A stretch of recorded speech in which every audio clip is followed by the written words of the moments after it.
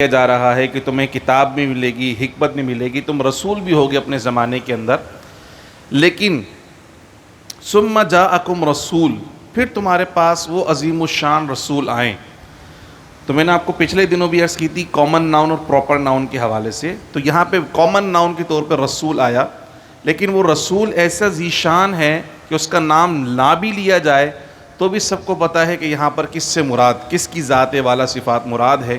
تو اللہ سبحانہ و تعالی نے سارے نبیوں سے یہ پختہ وعدہ لیا تھا کہ اگر تمہارے زمانے میں، گو کہ اللہ کو پتہ ہے کہ رسول اللہ سب سے آخر میں آئیں گے، لیکن پھر بھی اللہ سبحانہ و تعالی نبیوں سے یہ وعدہ لے رہا ہے کہ اگر تمہارے زمانے میں نبی آخر الزمان محمد مصطفیٰ صلی اللہ علیہ وسلم تشریف لے آئیں تو کیا کرنا ہے؟ لَتُؤْمِنُنَّ بِهِ، پھر تمہیں بھی ان پر ایمان لانا ہوگا، یعنی تم نبی ہوگے اور تمہاری امت تمہارا کلمہ پڑھ لگی ہوگی، لیکن ایسے میں اگر اللہ کے حبیب محمد مصطفیٰ صلی اللہ علیہ وسلم کی بعثت ہو جائے تو پھر تمہارے امتی بھی محمد کا کلمہ پڑھیں گے اور تمہیں بھی محمد صلی اللہ علیہ وسلم کا کلمہ پڑھنا ہوگا، تم سب کو ان کے اوپر ایمان لے کر آنا ہوگا، پھر تمہیں بھی ان کے تابع ہونا پڑے گا۔ یہ ہمارے پیارے آقا صلی اللہ علیہ وسلم کی عظمتوں کا اظہار ہے کہ آپ صلی اللہ علیہ وسلم صرف اپنی امت کے نبی نہیں بلکہ آپ نبیوں کے بھی نبی بن کر تشریف لے کر آئے ہیں، یعنی نبیوں کا نبی۔ کسی اور نبی کے متعلق اللہ نے ایسا نہیں فرمایا کہ تمہیں فلاں نبی پر ایمان لے کر آنا ہوگا، لیکن خاص پیارے آقا صلی اللہ علیہ وسلم کے متعلق ارشاد فرمایا ہے۔ اس لیے اعلیٰ حضرت عظیم البرکت نے پیارے آقا صلی اللہ علیہ وسلم کی عظمتیں جس انداز میں بیان فرمائی وہ ان کا خاصہ ہے، لیکن بڑا مشہور زمان ان کا کلام کہ سب سے اولا و اعلیٰ ہمارا نبی، سب سے بالا و اعلیٰ ہمارا نبی، خلق سے اولیاء، اولیاء سے رسول اور رسولوں سے اعلیٰ ہمارا نبی، یعنی یہ شان صرف ہمارے پیارے آقا محمد مصطفیٰ صلی اللہ تعالیٰ علیہ وسلم کے حصے میں آئی۔ اللہ سبحانہ و تعالیٰ نے نیکی کا ایک تصور سورہ آل عمران کی آیت نمبر 92 کے اندر بیان فرمایا کہ جب اللہ کی راہ میں کچھ دینے کی بات آئے تو وہ کیسا ہونا چاہیے جو اللہ کی راہ میں اور اللہ کے نام پر تم خرچ کر رہے ہو۔ فرمایا لن تنالوا البر حتى تنفقوا مما تحبون، تم اس وقت تک نیکی کے کمال کو نہیں پہنچ سکتے جب تک وہ مال اللہ کی راہ میں خرچ نہ کرو جو تمہیں پسند ہے۔ وَمَا تُنْفِقُوا مِنْ شَيْءٍ فَإِنَّ اللَّهَ بِهِ عَلِيمٌ، اور جو کچھ بھی تم خرچ کرتے ہو اللہ سبحانہ و تعالیٰ تمام چیزوں سے باخبر ہے، اللہ کو سب کچھ پتہ ہے۔ اب اللہ کی بارگاہ میں کیا خرچ کرنا ہے؟ اللہ نے فرمایا وہ خرچ کرو جو تمہیں پسند ہے، لیکن ہمارا رویہ کیا ہے؟ ہم اللہ کی راہ میں وہ خرچ کرتے ہیں جو اپنے لیے پسند نہیں کرتے۔ کھانا فقیر کو وہ دیتے ہیں جو گھر میں کوئی نہیں کھاتا، اب گھر میں کسی نے نہیں کھانا، یہ باسی ہو گیا کھانا، یہ فقیر کو دے دو، یہ روٹیاں باسی ہو گئیں، یہ فقیر کو دے دو، یہ فلاں چیز بچوں کو پسند نہیں کھائیں گے، یہ فقیر کو دے دو، یہ ایک لباس، یہ سوٹ، یہ جوڑا کوئی نہیں پہنے گا گھر میں تو بناتا نہیں ہوں، یہ میری بیگم کے پاس بھی کپڑا ہے وہ تو بناتی نہیں، تو کسی فقیر کو دے دو۔ تو ہم وہ چیز اللہ کی راہ میں دیتے ہیں جو اپنے لیے پسند نہیں کرتے۔ اللہ پاک فرماتا ہے کہ نیکی کا کمال تو یہ ہے کہ اللہ کی راہ میں وہ خرچ کرو جو اپنے لیے پسند کرتے ہو۔ تو اس لیے اپنی ترجیحات کو تھوڑا سا ہمیں بدلنا پڑے گا۔ آپ یہ نہ دیکھیں کس کو دے رہے ہیں بلکہ یہ دیکھیں کس کے نام پر دے رہے ہیں۔ اتنی بڑی ذات کے نام پر یہ گھٹیا چیز دو گے؟ احکم الحاکمین کے نام پر یہ لو کوالٹی کی چیزیں دو گے؟ تم سڑے ہوئے پھل دو گے اللہ کے نام پر؟ تو یہ نہ دیکھو کس کو دے رہے ہو بلکہ یہ دیکھو کس کے نام پر دے رہے ہو۔ تو جتنا بڑا نام ہے پھر اتنے ہی معیار کی اشیاء ہونی چاہیے۔ تو یہ اللہ کے نام پر دینے کے معاملے میں ہمارا انتہائی گھٹیا مزاج ہے۔ اپنے نام کی جب بات آئے گی تو پھر اعلیٰ سے اعلیٰ تحفہ پیش کیا جائے گا، نام لکھ کے پیش کیا جائے گا۔ یار اپنے باس کو دے رہا ہوں تو ذرا اچھی کوالٹی کی گھڑی لوں، اچھی کوالٹی کا پرفیوم لوں، چونکہ باس کو دینا ہے اور باس کو پتہ چلے گا جی فلاں امپلائی نے دیا ہے تو میرا نام ہوگا، ذرا باس کی نظروں میں اچھا ہو جاؤں گا۔ جب اپنے پروٹوکول کی بات آئے، اپنے نام کی بات آئے، جب اپنے وقار کی بات آئے تو پھر آپ بولتے ہو نہیں جی میری ناک نہیں کٹنی چاہیے، اعلیٰ سے اعلیٰ چیز میں تحفے میں دوں گا. تو ذرا اندازہ لگائیے کہ جب اللہ کی بارگاہ میں تحفہ پیش کرنے کی باری آئے تو پھر آپ کی سوچ کیا ہونی چاہیے، پھر آپ کا تصور کیا ہونا چاہیے، آپ کا خیال کیا ہونا چاہیے. تو اس لیے تھوڑا سا ہمیں اپنی ترجیحات کو تبدیل کرنا ہوگا.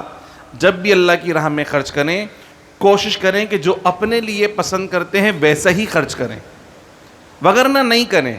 اللہ کو آپ کے اس خرچ کی کوئی ضرورت اور حاجت نہیں ہے.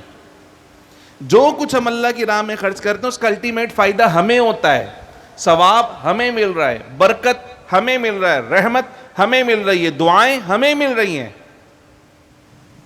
تو اس سارا کا سارا فائدہ جب مجھے مل رہا ہے تو اپنے فائدے کے لیے بہترین انویسٹمنٹ کریں، گھٹیا چیزیں خرچ کرنے کی ضرورت نہیں ہے. اچھا وہ گھٹیا دینے کے بعد بھی مزاج ایسا ہوتا ہے کہ الامان والحفیظ، رعونت اور تکبر، جھڑک دینا غریبوں اور فقیروں کو.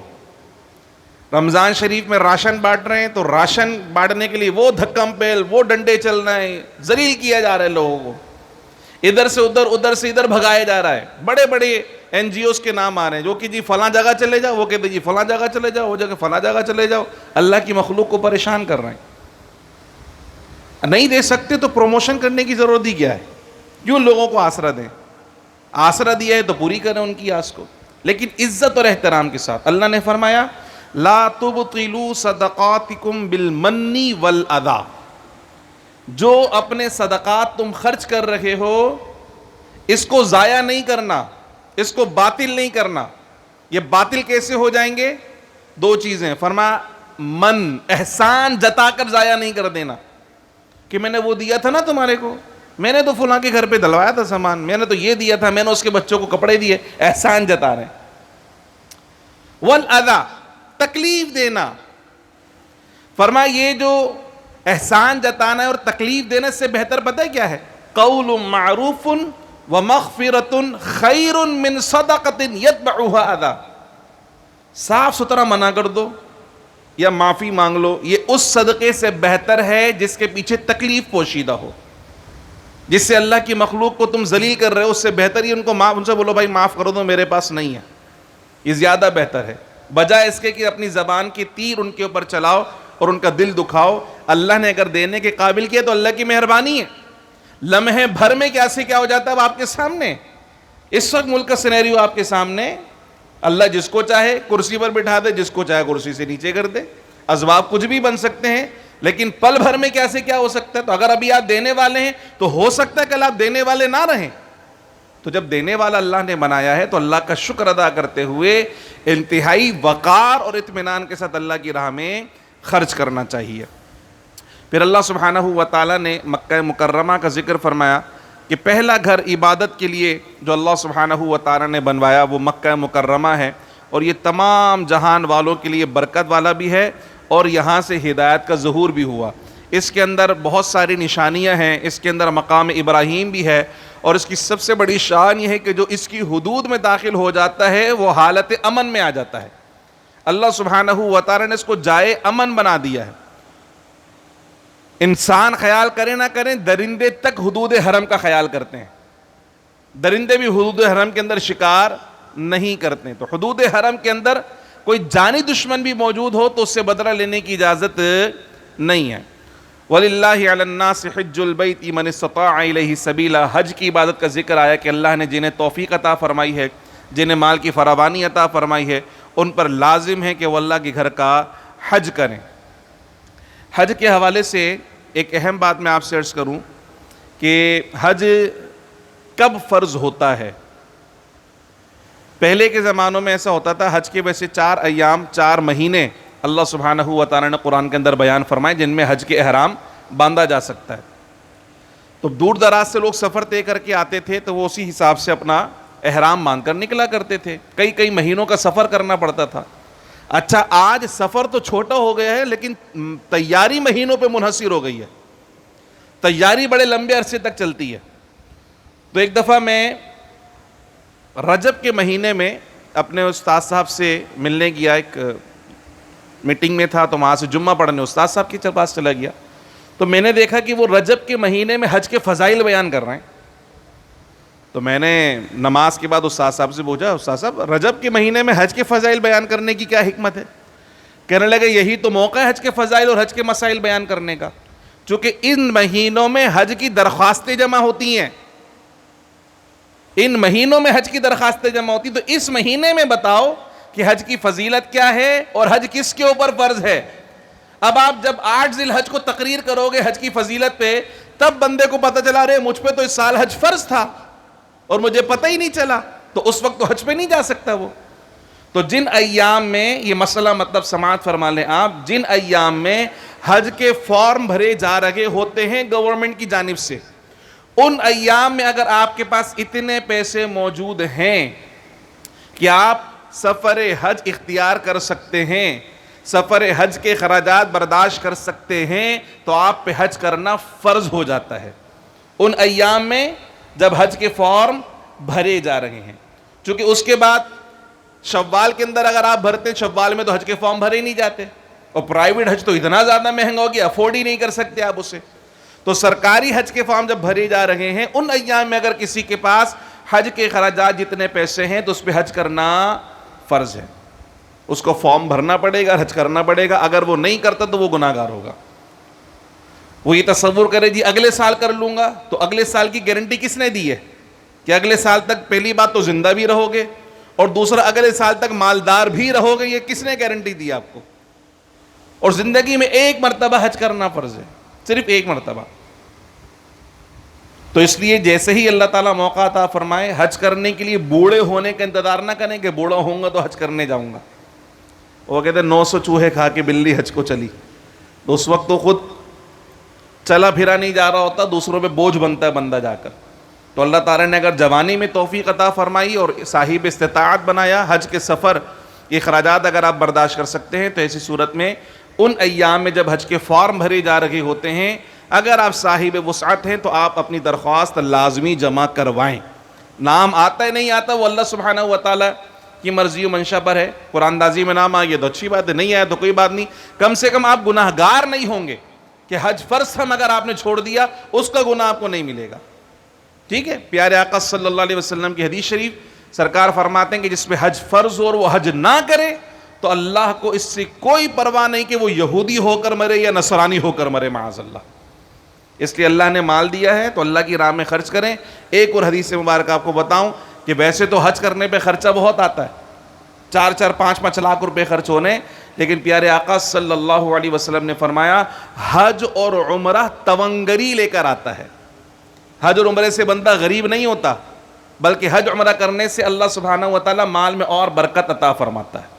اور الحمدللہ میرا ذاتی تجربہ رہا, میرا اپنا پرسنل ایکسپیرینس تھا. میں نے گاڑی خریدنے کے لیے پیسے جمع کیے تھے, ان ایام میں حج کے درخواست ہم جا رہے تھے. تو ایک طرف تو کوئی ہیلا بہانہ بھی ہو سکتا تھا, اگر گاڑی مل جاتی تو پیسے نہیں تھے تو حج فرض نہیں ہوتا.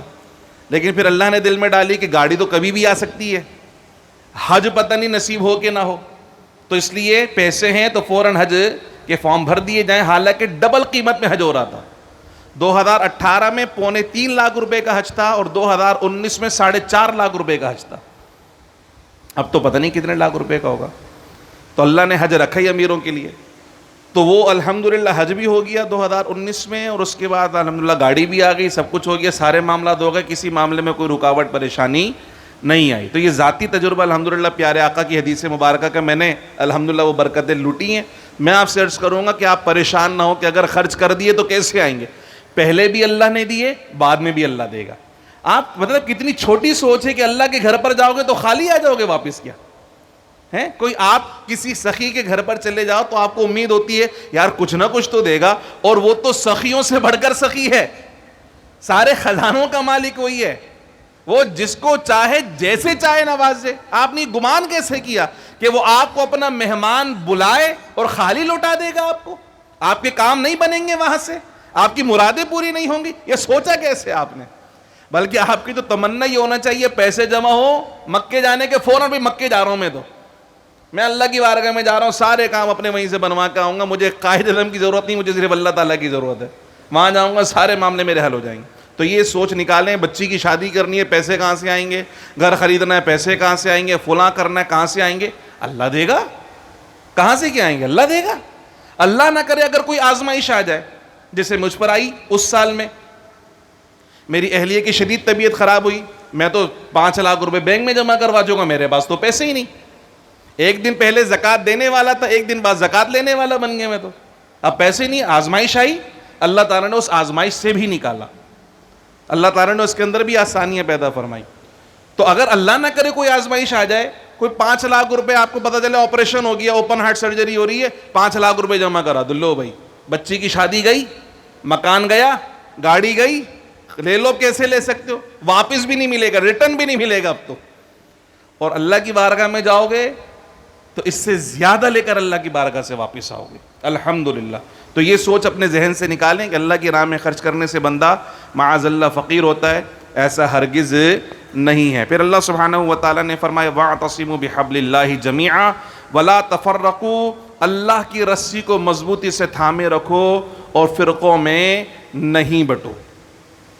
الحمدللہ اہل سنت و جماعت حنفی بریلوی فرقہ نہیں ہے، بلکہ یہ امت کا وہ نظریاتی تسلسل ہے جو صحابہ کے زمانے سے چلتا چلا آ رہا ہے.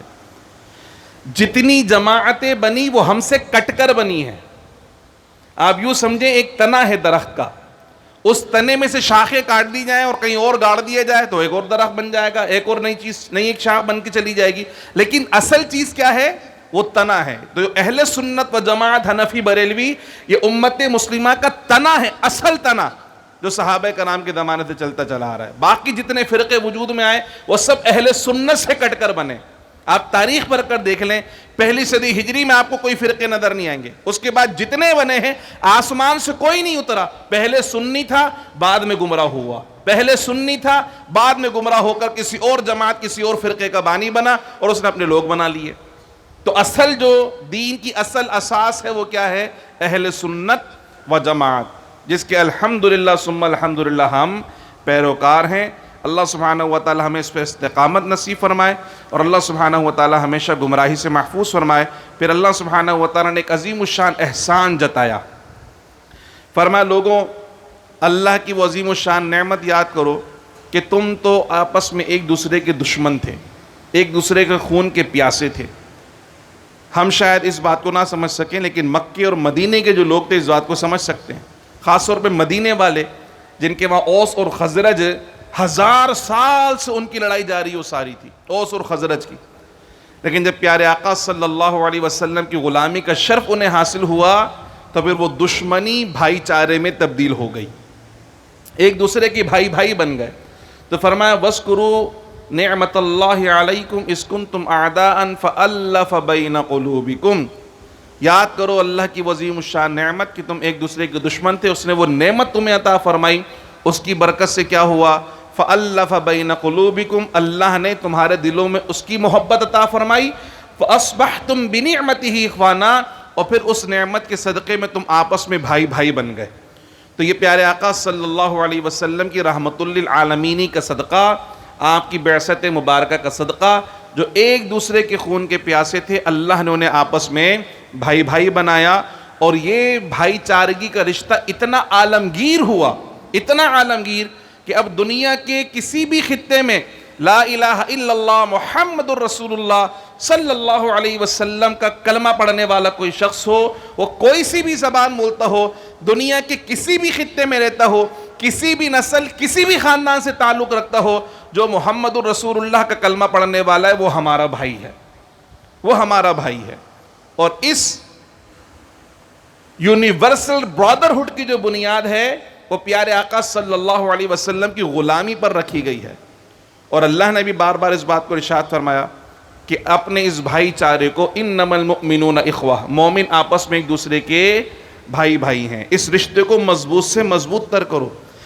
پیارے آقا صلی اللہ علیہ وسلم نے ارشاد فرمایا کونوا عباد اللہ اخوانا، اللہ کے بندو بھائی بھائی بن جاؤ. تو یہ جتنے ہمارے درمیان نسلی امتیازات ہیں، جتنے تفاخر ہیں، یہ سب صرف اور صرف پہچان کے لیے ہیں. لیکن اس دنیا میں اور اس معاشرے میں ہماری سب سے بڑی پہچان اگر کوئی ہے تو وہ یہ ہے کہ ہم غلامان مصطفیٰ صلی اللہ علیہ وسلم ہیں. ہم لبیک یا رسول اللہ صلی اللہ علیہ وسلم کہنے والے ہیں. ہماری سب سے بڑی پہچان یہ ہے کہ ہم اپنے آقا کا میلاد شریف منانے والے ہیں. ہماری سب سے بڑی پہچان یہ کہ ہم ختم نبوت کا دفاع اور تحفظ کرنے والے ہیں. ہمارے سب سے بڑی پہچان یہ کہ ہم اپنے آقا کی ناموس پر تن من دھن قربان کرنے کے لیے تیار رہنے والے لوگ ہیں.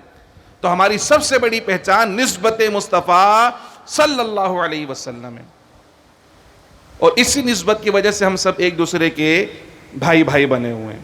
تو خدا را اس بات کو سمجھیں, نسلی امتیازات اور تفاخر کو چھوڑ کر, پچھلے دنوں میں نے ایک جملہ کہا تھا آپ سے کہ بہت قوم پرستی کر لی, اب محمد پرستی کا زمانہ ہے.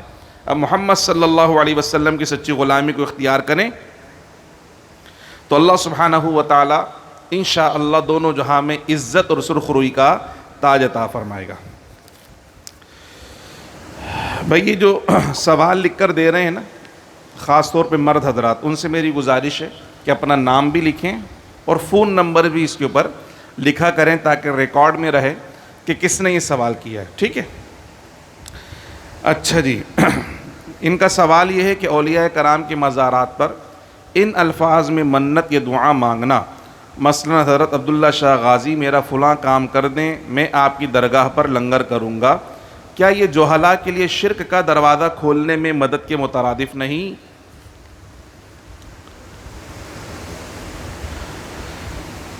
ان الفاظ کو ترک کر کے اس کے بجائے یہ کہنا کہ یا اللہ میرا فلاں کام حضرت عبداللہ شاہ غازی کی برکت و وسیلے سے کر دے تو میں حضرت کے مزار شریف پر آپ کے نام کا لنگر کروں گا, یہ کیسا ہے؟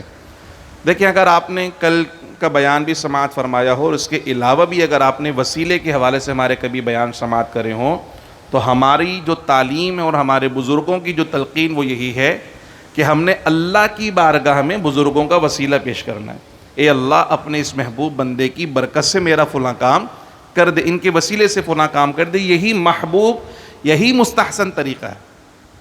براہ راست اہل قبور اور اہل مزار کو براہ راست نہیں کہہ رہے ہم. محبوب مستحسن طریقہ کیا ہے کہ اے اللہ ان کی برکت سے میرا فلاں کام کر دے. ہماری تعلیم ہمیشہ یہی رہی ہے. لیکن اگر کوئی صاحب مزار کو بھی کہتا ہے نا کہ بابا میرا فلاں کام کر دیں تو میں یہ کروں گا, تو یہ بھی شرک نہیں ہوگا. یہ سمجھانا چاہ رہے تھے ہم اس کی ترغیب نہیں دے رہے کس طرح بولیں ہیں آپ, داتا صاحب سے اس طرح بولیں, خواجہ صاحب سے اس طرح بولیں, غوث اعظم سے اس طرح بولیں, ہم ترغیب نہیں دے رہے.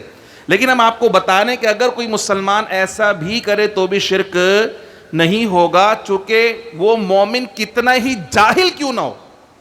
واللہ میں آپ کو حلفیہ بیان دے رہا ہوں, کتنا ہی جاہل مسلمان کیوں نہ ہو, کبھی عبداللہ شاہ غازی کو خدا نہیں مانتا, وہ داتا صاحب کو خدا نہیں مانتا, کوئی بھی لال شہباز قلندر کو کوئی خدا نہیں مانتا ہے. شرک تو اس وقت ہوتا ہے جب انہیں خدا مانا جائے. جب تک آپ خدا نہیں مانتے کسی کو اس وقت تک شرک.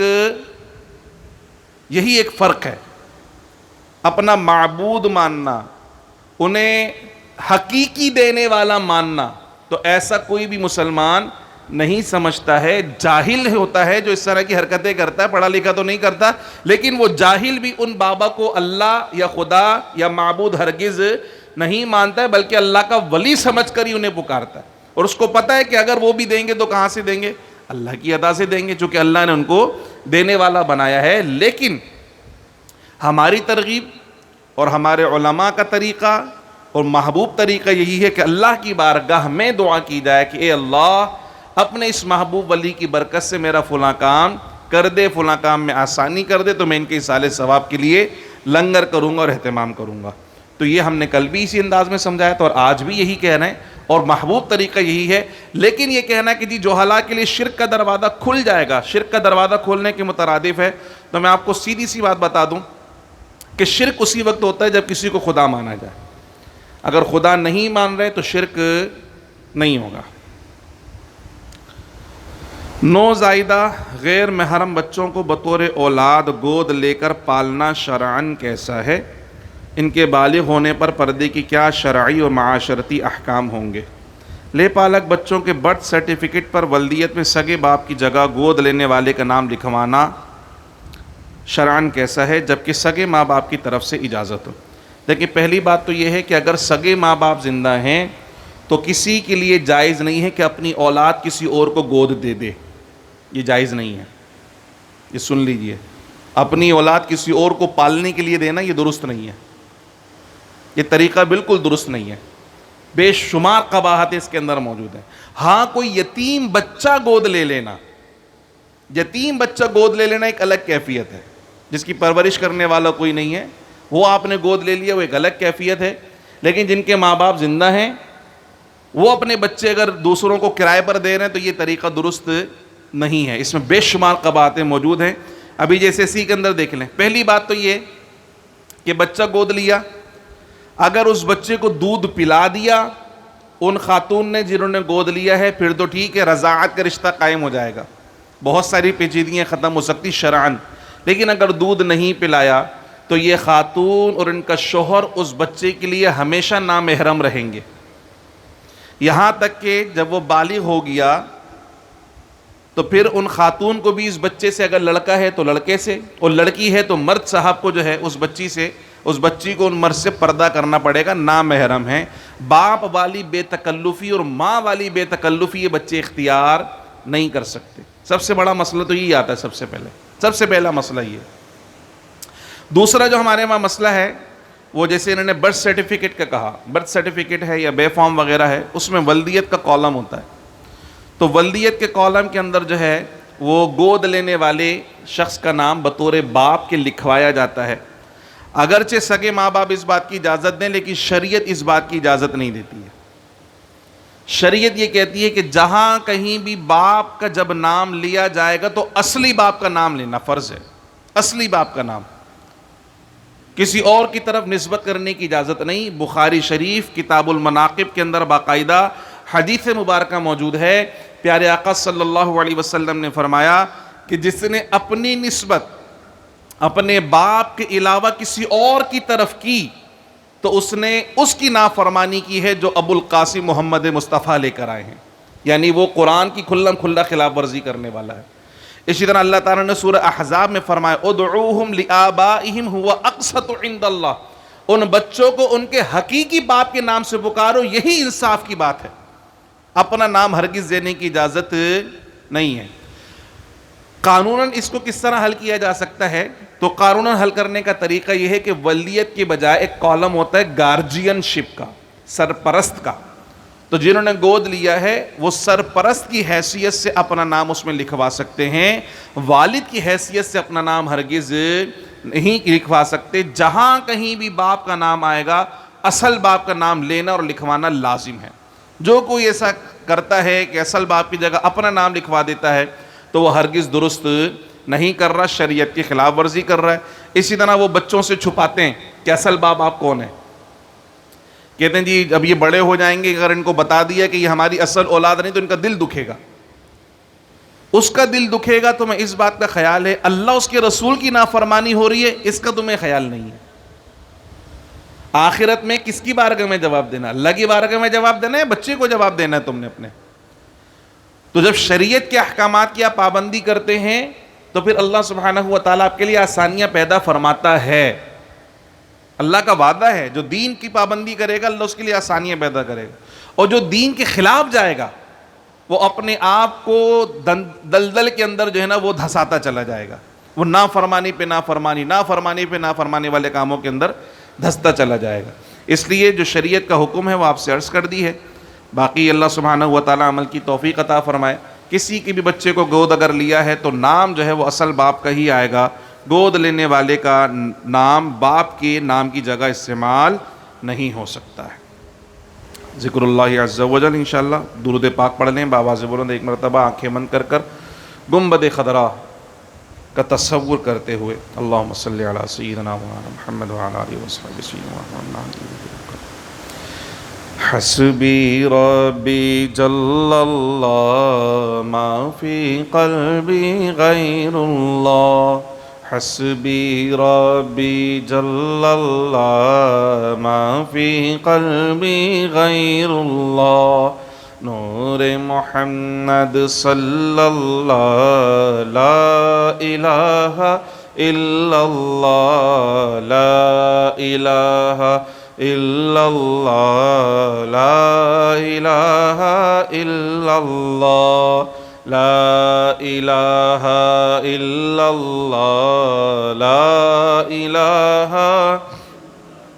اول و آخر ہے اللہ ظاہر و باطن ہے اللہ حافظ و ناصر ہے اللہ لا الہ الا اللہ لا الہ الا اللہ الا اللہ لا الہ الا اللہ لا الہ الا اللہ لا معبود الا اللہ لا مسجود الا اللہ لا معبود الا اللہ لا مسجود الا اللہ لا مقصود الا اللہ لا الہ الا اللہ لا الہ الا اللہ لا الہ الا اللہ محمد رسول اللہ صلی اللہ علیہ وسلم آمین الحمدللہ رب العالمین والصلاة والسلام علی رسول الکریم اللہم ربنا آتنا فی الدنیا حسنہ وفی الآخرۃ حسنہ وقنا عذاب النار یا اللہ یا رحمان یا رحیم۔ بالخصوص طریقے سے دعا کرتے ہیں جتنے مسلمان بھائی بزرگ بچے بہنیں بیمار ہیں جو اسپتالوں میں داخل ہیں ان سب کو شفاء کاملہ اور صحت عاجلہ نصیب فرما۔ عمران بھائی کی جو تکلیف اس کو اپنے کرم سے دور عطا فرما۔ الہ العالمین امرین کے لیے دعا کرتے ہیں جو وینٹیلیٹر پر ہیں اور 5 دن سے بے ہوش ہیں ان کو بھی صحت و تندرستی عطا فرما۔ الہ العالمین ان کے حق میں عافیت کا معاملہ فرما۔ ہم سبھی کو صحت جسمانی صحت ایمانی اور صحت روحانی سے مالا مال فرما۔ سمعنا واطعنا غفرانک ربنا والیک المصیر وصلی اللہ تعالی علی خیر خلقی محمد وعلی آلہ واصحابہ اجمعین برحمتک یا ارحم الراحمین۔